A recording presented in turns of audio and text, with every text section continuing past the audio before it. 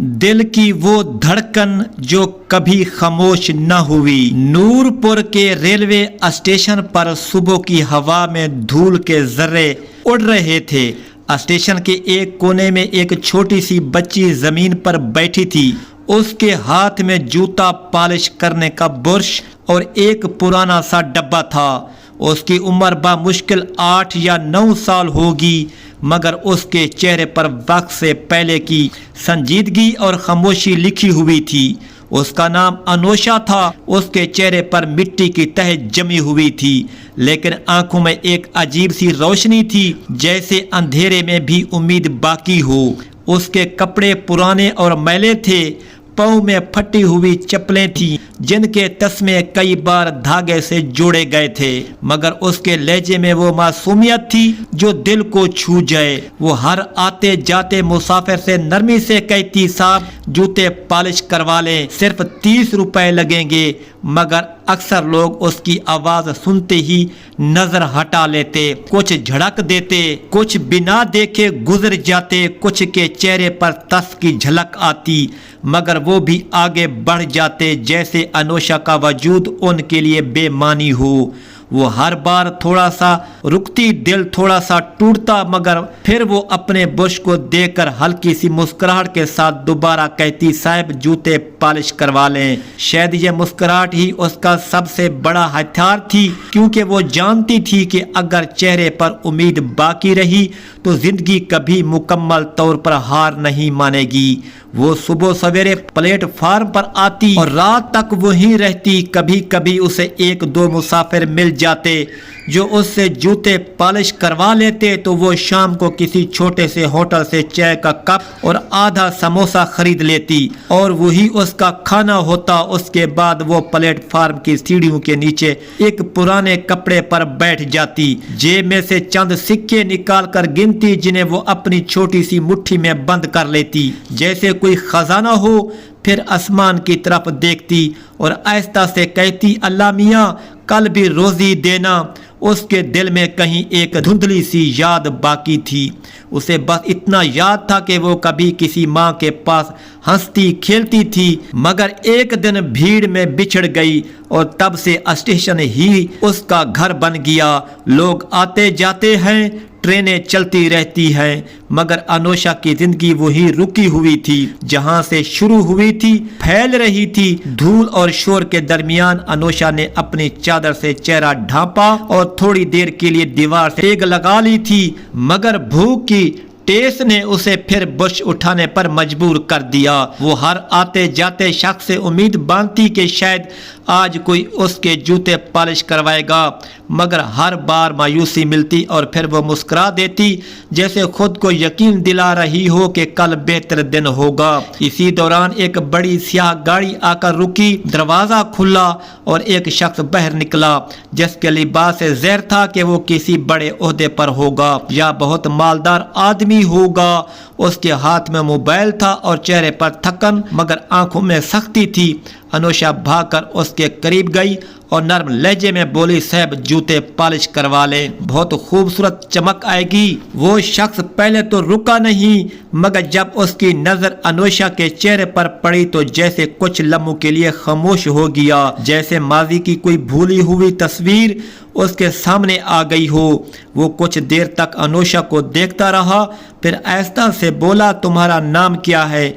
बच्ची अनोशा ने नजरें झुकाकर जवाब दिया, मेरा नाम अनोशा है साहब। वो मुस्कुराया, मगर मुस्कुराहट के पीछे हैरानी छुपी हुई थी। उसने जेब से पैसे निकाले और कहा, आओ मेरे जूते पॉलिश कर दो।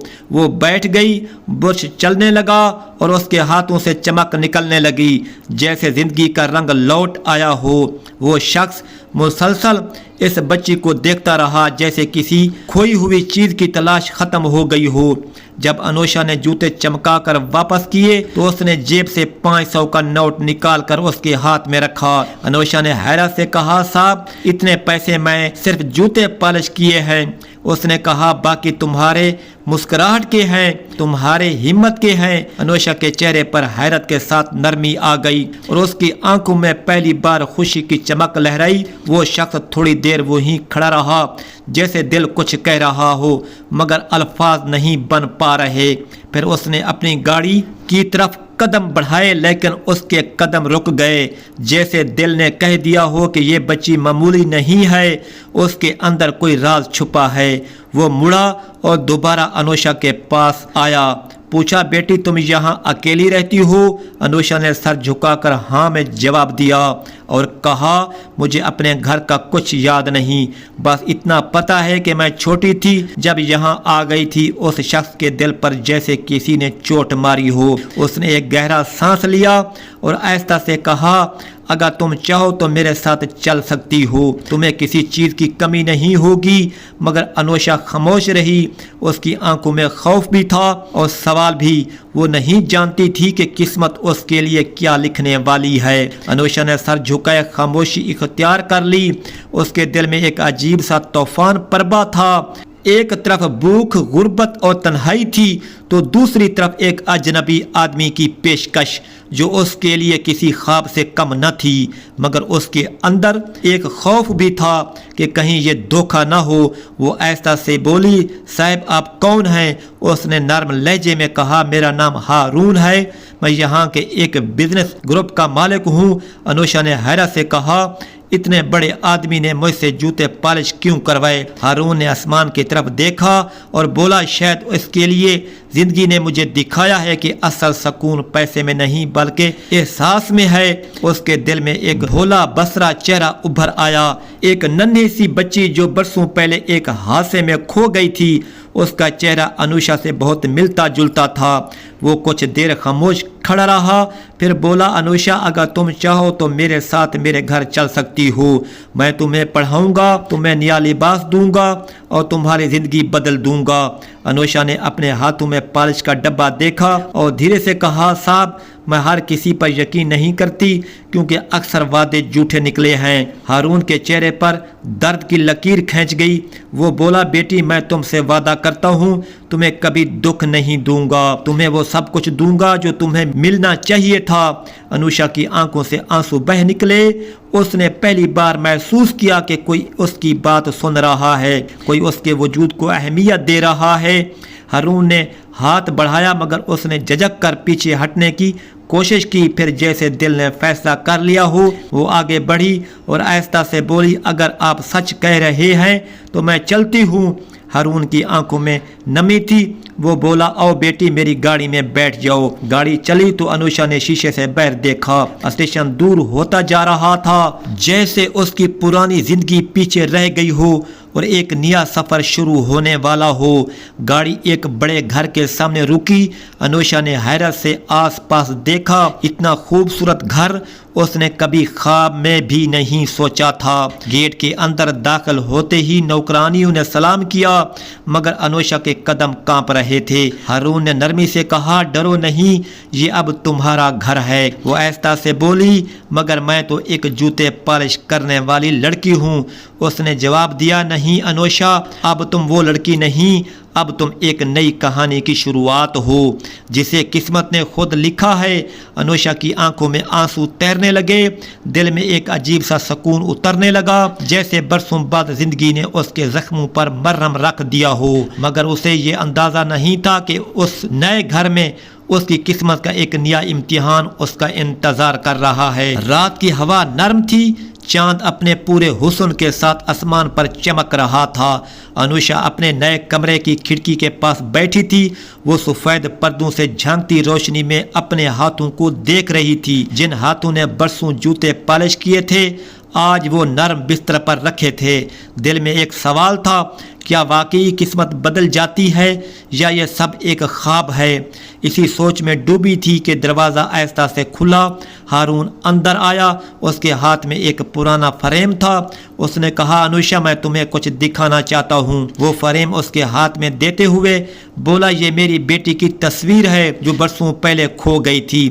انوشا نے تصویر پر نظر ڈالی تو اس کے دل کی دھڑکن رک سی گئی۔ وہ بچی بالکل اس جیسی تھی، وہ کانپتی ہوئی آواز میں بولی یہ تو میں ہی ہوں۔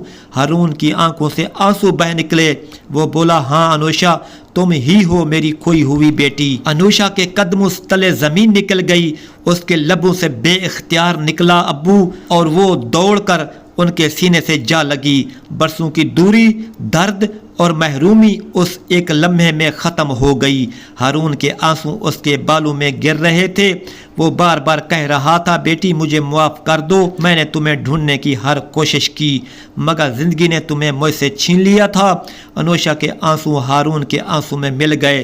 وہ کہنے لگی ابو میں نے آپ کو ہر رات یاد کیا ہے، میں نے ہر دعا میں آپ کا نام لیا ہے، مگر کبھی یقین نہیں آیا کہ آپ مل جائیں گے۔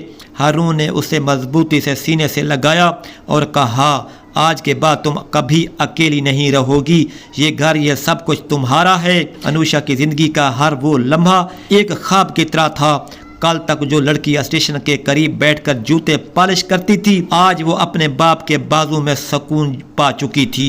صبح جب سورج طلوع ہوا تو انوشا نے کھڑکی سے باہر دیکھا، روشنی پھیل رہی تھی جیسے اس کی قسمت میں بھی نیا سورج طلوع ہو گیا ہو۔ اس نے آسمان کی طرف دیکھا اور ایسا سے کہا شکر ہے اے رب تو نے میری زندگی کو بکھرنے نہیں دیا بلکہ مجھے وہ پیار لوٹا دیا جس کی کمی نے میری روح کو رلایا تھا۔ اس کے چہرے پر سکون تھا، آنکھوں میں خوشی کے آنسو اور دل میں یقین کی رب کبھی اپنی مخلوق کو اکیلا نہیں چھوڑتا۔ زندگی کی سچائی یہی ہے کہ اندھیری رات کے بعد ہمیشہ ایک روشن صبح ضرور آتی ہے۔ وقت گزرتا گیا، وہی معصوم بچی اب جوان ہو چکی تھی۔ زندگی کے دکھوں نے اسے کمزور نہیں کیا بلکہ مضبوط بنا دیا تھا۔ ہارون صاحب جنہوں نے کبھی اسے اسٹیشن سے اٹھا کر اپنے گھر میں رکھا تھا اب اس کے لیے باپ کی طرح تھے۔ انوشا ان کی اکلوتی بیٹی تھی، بیٹی کی طرح گھر میں رہتی پڑھتی کام سیکھتی اور ان کے کاروبار میں ہاتھ بٹاتی۔ دنیا کے لیے وہ ایک یتیم بچی تھی مگر وہ ہارون کے لیے رحمت تھی۔ ایک دن کمپنی میں ایک نیا شخص آیا، احمد فراز، نرم لہجہ، سنجیدہ مزاج اور دل میں دوسروں کے لیے ہمدردی۔ جب اس کی ملاقات انوشا سے ہوئی تو وہ دیر تک کچھ بول نہ سکا۔ اس نے پہلی بار کسی لڑکی میں غرور کی بجائے وقار دیکھا۔ دونوں کے درمیان بات چیت شروع ہوئی۔ احمد جانتا تھا کہ انوشا کا ماضی کیا ہے مگر اسے اس کی آنکھوں میں روشنی نظر آتی تھی، وہ روشنی جو سچائی سے آتی ہے۔ ایک شام دفتر سے واپسی پر احمد نے کہا انوشا تمہارے چہرے پر کچھ ایسا ہے جو دل کو سکون دیتا ہے۔ وہ مسکرا دی، شاید یہ اس رب کا کرم ہے جو مجھے ہر دکھ کے بعد مسکراہٹ دیتا رہا۔